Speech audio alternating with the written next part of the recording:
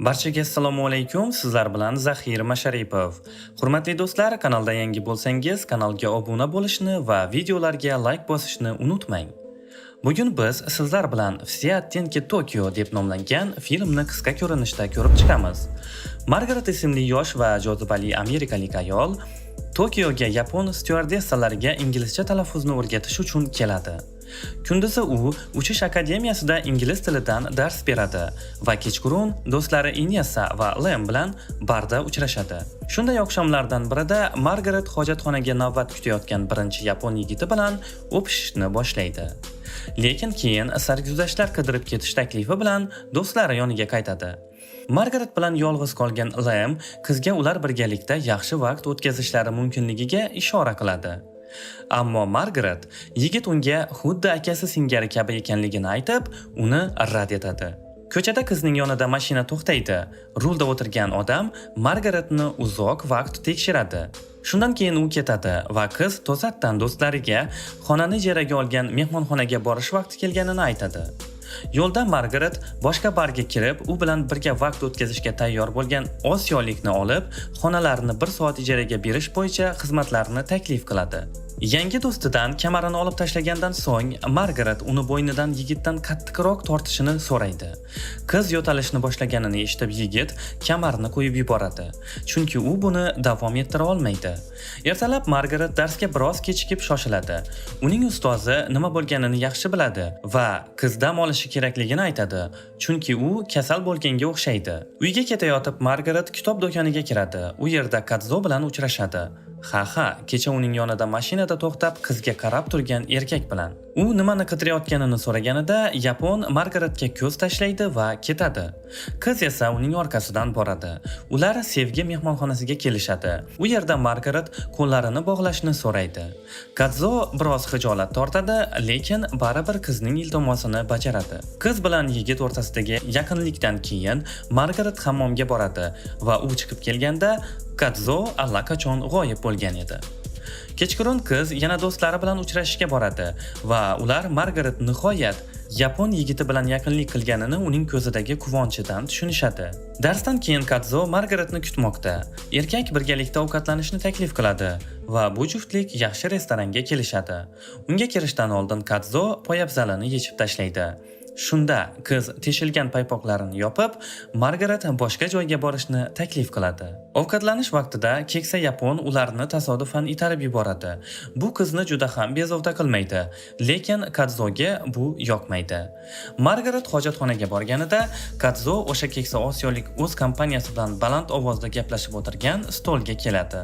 Hojatxonadan chiqib Margaret restoran juda jim bo'lib qolganini va qo'shni stolda o'tirgan bu shov-shuvli kompaniya qayergadir g'oyib bo'lganini payqadi. Ovqatlanib bo'lgandan so'ng ular yana sevgi mehmonxonasiga borishadi. Jinsiy yaqinlikdan keyin Katzo uylanadigan qizi borligini va tez orada turmush qurishlarini tan oladi. Va bu Margaretni xafa qilganga o'xshaydi go'yo. Narsalarni yig'ib bo'lgach qiz uyiga ketadi. Ertalab Margaret kecha do'stlari bilan klubda ko'p ichib yuborganliklari sababli zo'rg'a oyoqda turar edi. Uchish akademiyasida Margaret so'nggi darsni styuardessalar tomonidan imtihonlarni qayta topshirishni o'tkazadi. Uning shogirdlaridan biri qizga sovg'a bilan o'ralgan kitobni uzatadi. Ichida esa Katzo bergan Kamasutra va sevgi mehmonxonasining tashrif qog'ozi bor edi. Margaret yana bir bor erkak bilan uchrashib, Katzodan boshqa bir insonning barmog'ini kesib tashlaganmi yoki yo'q, shuni so'raydi. Chunki tatuirovkalarga qaraganda Katzo jinoiy ishlar bilan bog'langan. Katzo esa aybdorlar kechirim so'rash uchun barmog'ini o'zi kesib tashlashini tushuntiradi. Har safar kesilgan barmog'iga qarab, u nima qilganini eslab qolishi uchun. Margaret darhol Katzo bo'lajak xotinini sevadimi yoki yo'qmi shuni bilmoqchi bo'ladi. Katzo esa bu savolga aniq bir javob bera olmaydi.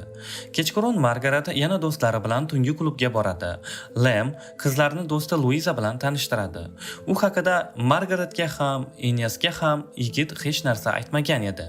Ertalab Margaret akademiyaga yetib keladi va qiz uchun yangi paypoq sovg'asi bilan turgan Kadzoni uchratadi. Erkak qizni poyezdda sayr qilishga chaqiradi. Bugun uning palatalarida talaffuz imtihonlari bor va Margaret chuqur nafas olib, bu taklifga rozi bo'ladi. Erkak Margaretni Budda ibodatxonasiga olib boradi. Afsonaga ko'ra, siz bu yerda yangi odamga aylanishingiz mumkin. Mabadni tark etgach, Kadzo Margaretni tug'ilgan kuni ekanini aytadi. Juftlik Tokioga qaytib kelishadi. Charchagan Margaret poyezdda uxlab qoladi va uyg'onganida Kadzoning yonida yo'qligini bilib oladi. Ertasi kuni qiz uchish akademiyasida uning o'rnini boshqa odam egallaganini bilib oladi. Nakamura unga so'nggi ish haqqi bilan konvertni topshiradi. Margaret o'zini oqlashga harakat qiladi, ammo uning ustozi hech narsani tinglashni xohlamaydi. Margaret o'z narsalarini yig'ib chiqish tomon yo'l oladi. U qizni sog'inaman degan so'zlar bilan Margaretning oldiga yugurib chiqqan yapon qizi bilan indamay xayrlashadi. Margaret Inessa bilan uchrashadi. U tez orada Yaponiyani butunlay tark etishini tan oladi. Yolg'iz qolgan qiz ichidagi og'riqni bostirishga urinib, tobora ko'proq yigitlar bilan yotishni boshlaydi. Bir kuni Margaret shahar atrofida aylanib yurganida tasodifan Kadzoni ko'radi. Erkak kelinini kuzatib boradi. Shundan keyin u mehmonxonaga boradi. Margaret uning orqasidan ergashadi, lekin ichkariga kirib erkakni yo'qotadi. Qiz barcha raqamlarni urib Kadzoga qo'ng'iroq qila boshlaydi. Uni kuzatuv kameralari orqali payqab, erkak qizni ushlab xavfsizlik xonasiga olib boradi. Margaret Kadzoga sevgisini tan oladi. O'zini ushlab turmasdan erkak uni o'pishni boshlaydi. Shundan so'ng ular xavfsizlik xonasida jinsiy aloqa bilan shug'ullanishadi. Margaret o'z xonasiga qaytib, xonadan chiqarib yuborganligi to'g'risida xabarnoma topadi. Boshqa variantlarsiz qiz fohishaxonaga joylashishga qaror qiladi. Birinchi ish kunida u boshqa kapalaklar bilan birga badavlat yaponlarga xizmat qilishi kerak. Ammo Margaret mast bo'lib hojatxonada uxlab qoladi. Batamom umidsizlik bilan Margaret ko'chada o'tiradi. U yerda Lemning qiz do'sti Luiza uni ko'radi. Uning so'zlariga ko'ra, u muddati o'tgan viza tufayli Yaponiyadan deportatsiya qilingan. Tushkunlikka tushgan Margaretga qarab, Luiza uni ovqatlanishga taklif qiladi. Kechqurun qiz shahar atrofida aylanib yuradi, shunda keksa osiyolik uning orqasidan tushadi. Undan qochish uchun Margaret metroga tushadi. U ta'qibchidan qutuldim deb o'ylab, qiz to'xtaydi va sigaret oladi. Orqa tarafdan zajigalka ovozini eshitib, Margaret orqasiga o'girilib qarasa, unga ergashgan yaponiyalikni ko'radi. Ular sevgi mehmonxonasiga borishadi. Bu Margaretning o'ziga xos har xil qiynoqlarni xohlashiga hayron bo'lmaydigan yagona osiyolik bo'lib chiqdi. Aksincha, yapon qizga yechinishni buyuradi. Shundan so'ng uni karavotga bog'laydi. Keksa erkak Margaretning barcha ishlarini bajarishi uni o'ziga xos qilmaydi deb hisoblaydi. Uning yonida karavotga o'tirgandan so'ng bu erkak endi qizni osongina o'ldirishi mumkinligini aytadi.